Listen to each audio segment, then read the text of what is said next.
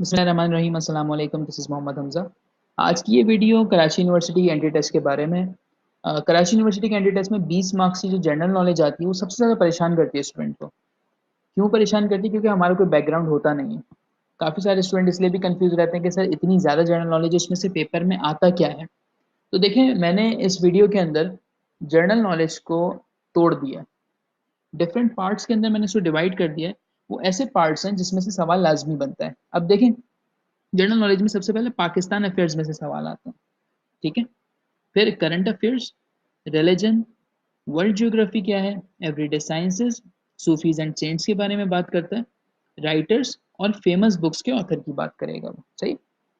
अब आप अगर इसको काउंट करो तो ये आपके पास 7 to 8 ब्रॉडर हेडिंग्स मैंने कर दी हैं इसकी। तो जो मैंने अपनी वीडियो में बात की थी कि 5 क्लासेस लूंगा, तो 5 मिनिमम क्लासेस में लूंगा। हो सकता है 8 से 10 क्लासेस हो जाए, वो डिपेंड करता है कि स्टूडेंट का रिस्पॉन्स कितना अच्छा आ रहा है। तो आज की इस वीडियो के अंदर मैं आपको बताऊंगा कि हर हेडर में से किस तरह के सवाल बन सकते हैं और जनरल नॉलेज को पढ़ा कैसे जाता है। देखिए स्टूडेंट्स, अपने तकरीबन मैं 6-7 साल जब से भी मैं पढ़ा रहा हूँ, तो उसके अंदर मैं आपको सिर्फ एक पॉइंट बता रहा हूँ जो समझने पूरा कंक्लूजन है जनरल नॉलेज का। वो ये है कि आपने कनेक्शंस बिल्ड करने हैं।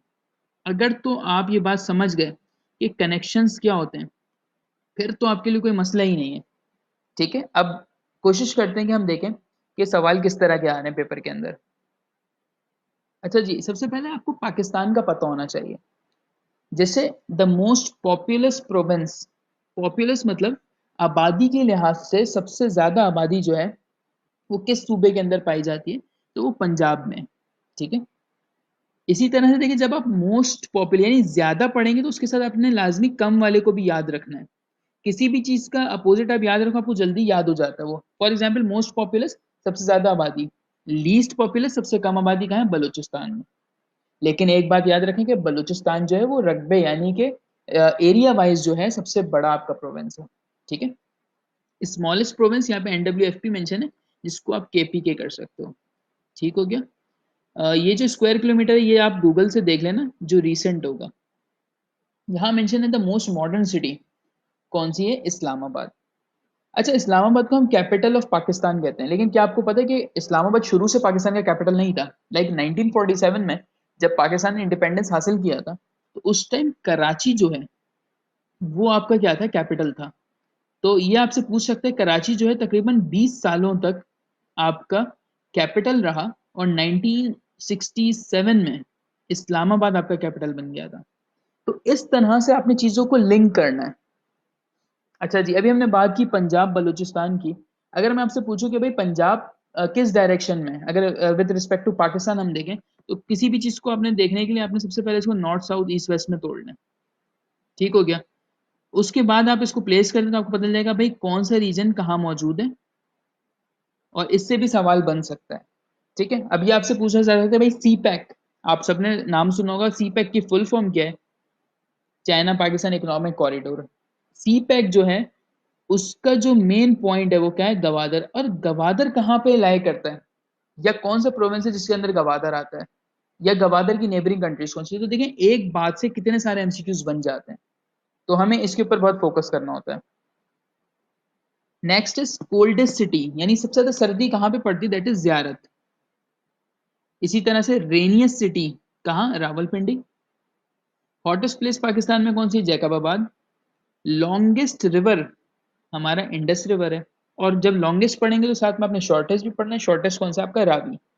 अब रिवर से रिलेटेड अगर मैं बात करूं तो आपने पहले टोटल देखना है कि भाई टोटल कितने रिवर हैं हमारे पास। इंडस, झेलम, चेनाब, सतलज। ठीक हो गया। और रावी, यानी टोटल हमारे पास 5 हैं। अब ये मेजॉरिटी कहाँ पे होते हैं, इंडिया से कितने टच हो रहे हैं, और ये सारा कुछ आपको डिटेल मिल जाएगी गूगल के ऊपर।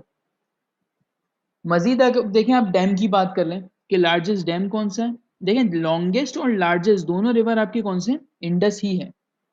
इसी तरह से railway bridge, largest shipping company, largest desert आपका थर्ड डेजर्ट है। ठीक हो गया। ये सबसे इंपॉर्टेंट है आपके पास। लार्जेस्ट पार्क पूछता है, that is Ayub national park, और ये गिलगित बल्तिस्तान में मौजूद है। लार्जेस्ट सी पोर्ट सबको पता है कराची का है। Largest district in the Punjab, अब पंजाब के अंदर सबसे बड़ा डिस्ट्रिक्ट कौन सा? That is Bahawalpur. ठीक हो गया। इस तरह से हमने देखना है कि ऑल अबाउट पाकिस्तान में अगर जो स्टूडेंट घर पे तैयारी कर रहे हो तो देखो स्मॉलेस्ट लार्जेस्ट टॉलेस्ट जो पाकिस्तान में वो पढ़ लो, ठीक है। करंट अफेयर की बात करते हैं। लिखा हुआ line of actual control LAC is a disputed border line between. देखें आजकल जो करंट अफेयर में डिस्प्यूट चल रहा है सबसे ज्यादा वो चाइना और इंडिया का डिस्प्यूट है। LAC लैक, इसका मतलब है कि ये चाइना और इंडिया का बॉर्डर है, लेकिन अगर LOC होगा तो वो किसका होगा, वो पाकिस्तान और इंडिया का बॉर्डर होता है। इसी तरह से आप ये देखें मैप में कि चाइना कहाँ है और इंडिया कहाँ से उससे टच हो रहा है, उसके नेबरिंग कंट्रीज कौन कौन से हैं, इनके फ्लैग्स कैसे हैं, ठीक है। नेक्स्ट इसी तरह से ये एक MCQ आप देख लें, ये भी अभी रिसेंट डेवलपमेंट थी जून की, इसलिए मैंने इसमें ऐड कर दिया। After 2 years with these death, Ebola, Ebola virus का नाम है, होपफुली आप लोगों को पता होगा। इसको 25 जून 2020 को डिक्लेयर कर दिया कि खत्म हो गया, कहाँ पे, DR Congo. DR is democratic Republic, ठीक है। कॉन्गो आपका एक कंट्री है जो कि मौजूद है कहाँ पर, ये मौजूद है सेंट्रल अफ्रीका में, जैसे आपने नाम सुना होगा साउथ अफ्रीका होता है, इसी तरह से सेंट्रल अफ्रीका के अंदर एक कंट्री है। और इसका जो कैपिटल है, थोड़ा सा मुश्किल नाम है, कंशासा या कंसाशा ऐसा करके कुछ इसका नाम, बेहतर है कि आप गूगल कर लें तो आपको ज़्यादा अच्छा पता चल जाएगा। अच्छा जी, आगे चलें। जो इंडिया और चाइना का डिस्प्यूट है, वो जो एरिया है वो अक्साई चीन के नाम से मशहूर है। अगर ये आ जाए कभी तो काम आ जाएगा आपके। यूनाइटेड नेशंस, इस पे तो हम पूरी बात करेंगे अलग से, लेकिन सिर्फ अगर इसके हम हेड की बात करें तो ये इनके हेड हैं यहाँ पे। अब ये कौन से हैं ये आपने देखना है जाकर, भाई ये कौन सा नंबर है इनका। इसी तरह से UN कन्वेंशन जो हुई है क्लाइमेट चेंज के ऊपर, तो वो क्या है भाई, ग्रीन हाउस गैसेस को कम करने की बात हुई है। रिलीजन पे बात करें तो आपसे पूछा जा सकता है भाई ओल्डेस्ट रिलीजन कौन सा है और लार्जेस्ट रिलीजन कौन सा है। ओल्डेस्ट तो हिंदुइज्म हो गया, क्रिश्चियनिटी। आपसे अगर पूछा जाए हिंदुइज्म किस कंट्री में सबसे ज्यादा है, नेपाल या इंडिया, तो बहुत सारे बल्कि 100% लोग इंडिया ही कहेंगे, नहीं, हिंदुइज्म सबसे ज्यादा नेपाल के अंदर है। Assalamu alaikum, dear students. I am Muzammil and I am your e-cat instructor. जैसा कि आपने पहली लेक्चर देख चुके हो और आपको आइडिया हो गया होगा कि हम जीके में किस तरीके से अपने प्लान अपने अपने स्केड्यूल को लेकर चलते हैं, किस तरीके से हमें जीके को कवर करना है ताकि केयू में हम जीके में मार ना खा सकें, जीके में एक अच्छा स्कोर कर सकें। जनरल नॉलेज, करंट अफेयर्स, सही है, ये तमाम टॉपिक्स जीके के अंदर इंक्लूडेड हैं। तो हमें किस तरह से हैंडल करना है, किस तरह से लेके चलना है अपनी तैयारी को, किस तरह से कंप्लीट करना है और हर टॉपिक को किस तरह से कवर करना है, तमाम चीज़ें मैंने स्टार्टिंग के लेक्चर में आपको बता दी। ठीक है, स्टार्टिंग के लेक्चर में आपको हमारे टीचर ने आपको एक्सप्लेन कर दी।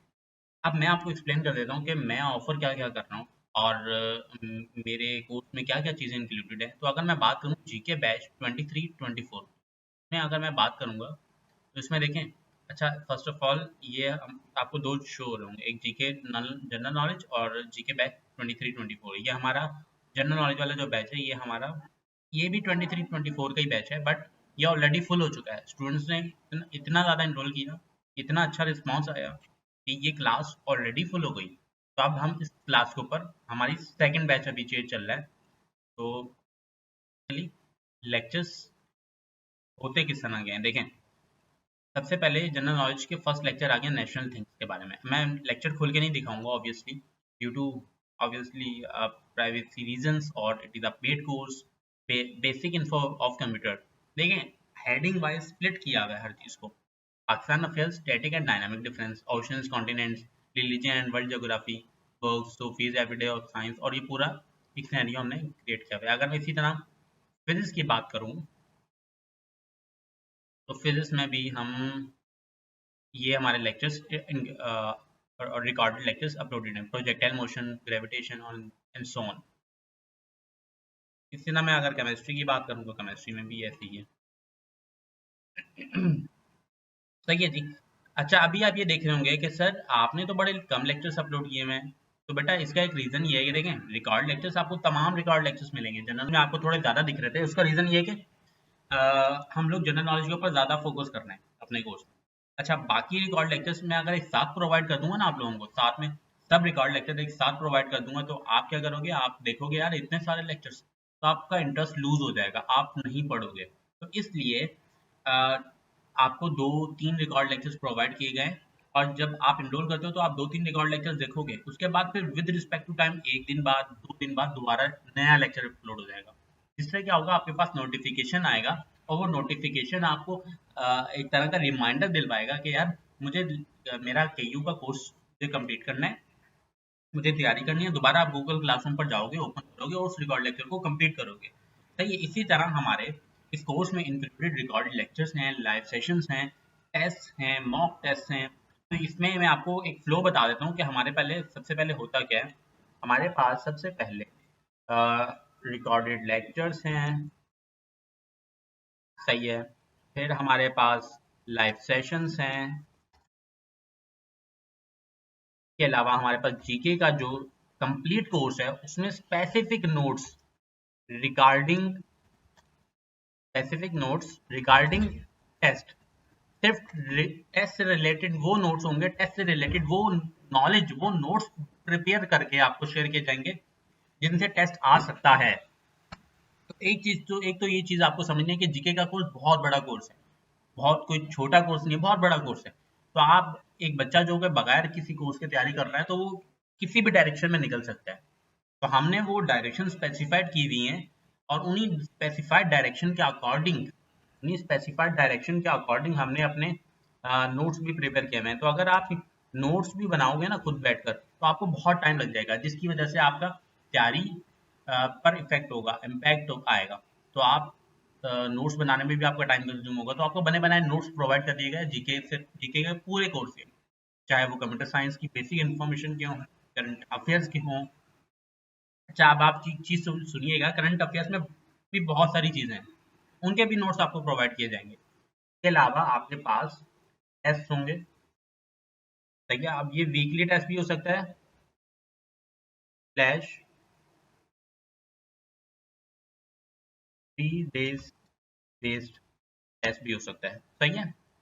यानी 3 दिन बाद वाला टेस्ट भी हो सकता है कि 3 दिन हमने किसी रिकॉर्ड लेक्चर को अपलोड किया, आपने देखा, उसको 3 दिन बाद हमने टेस्ट लिया उस चैप्टर का, सही है जी।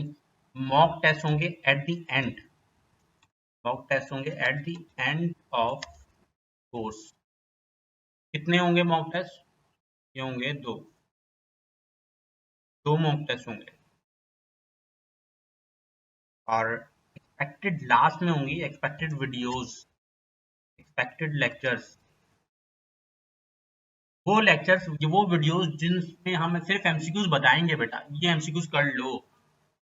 वो एमसीक्यूज आपके पेपर में लग सकते हैं। मैं हमेशा लास्ट ईयर अपने बैचेस में लास्ट मूवमेंट पर वीडियोस शेयर करता हूँ एक्सपेक्टेड वीडियोस की, और अल्हम्दुलिल्लाह मेरा एक्सपेक्टेड वीडियोस का रेशियो बहुत अच्छा है, वो एमसीक्यूज आते हैं उसमें, सही है। अब 100% नहीं है कि वो पूरे आए, ऑब्वियसली कुछ एमसीक्यू स्पेसिफाइड एमसीक्यू लग सकते हैं, लेकिन मेरा जनरल नॉलेज का पोर्शन का रेशियो बहुत अच्छा है, उसमें अल्हम्दुलिल्लाह हर साल ही लगते हैं। इसके अलावा आपको पास पेपर की वीडियोस और नोट्स इन रिटन फॉर्म, यानी अब आप ये करेंगे टाइप फॉर्म में आपको अवेलेबल होंगे। All these will be in 7,000 rupees. ये सब अवेलेबल होगा 7,000 रुपए की कॉस्ट में। तमाम चीजें आपकी कंप्लीट तैयारी, आपका कंप्लीट एक पूरे स्केड्यूल, आपके कंप्लीट कोर्स की आउटलाइन, तमाम चीजें, रिकॉर्ड लेक्चर्स हों, तमाम चीजें जो मेंशन है यहाँ पे 7,000 में अवेलेबल है। ये 7,000 में आप मुझसे परचेज कर सकते हैं। परचेजिंग नंबर है, आप व्हाट्सअप कर दीजिएगा।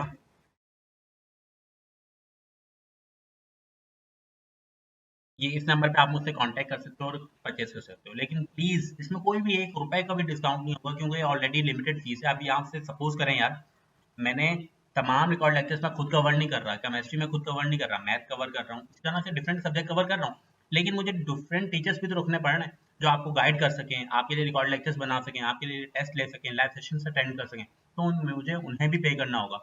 तो इस 7,000 की अमाउंट में मैं उन डिफरेंट टीचर्स की कॉस्ट भी कवर कर रहा हूँ। तो याद रखिए, ये 7,000 की अमाउंट बहुत लिमिटेड अमाउंट है। अदरवाइज अगर आप किसी पेड ऑनलाइन कोर्स में भी चले जाएं तो 7,000 से ज़्यादा ही होंगे वो चार्ज कर रहा होगा। या किसी कोचिंग में भी चले जाएं, आप कहीं भी जा सकते हैं जहां आप मुतमईन फील करें। तो if you have any query then you can ask, otherwise I will leave. सही है, ओके, अल्लाह हाफिज, स्टे ट्यून्ड।